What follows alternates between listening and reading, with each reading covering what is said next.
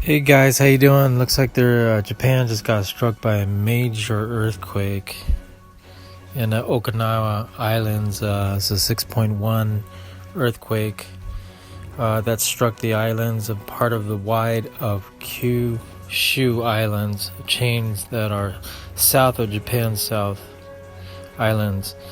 6.1 earthquake on that. The death was 160 miles about and 215 miles north of Hana.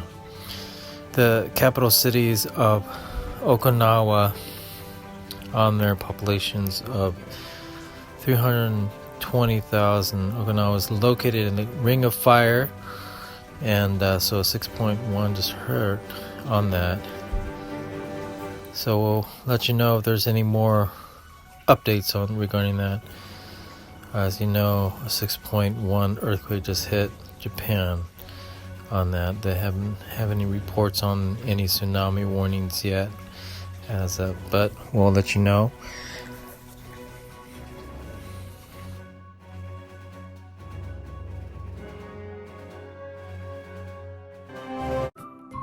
Thank you for watching. Please subscribe to us on YouTube. If you like, donate to us, visit home on the page PayPal.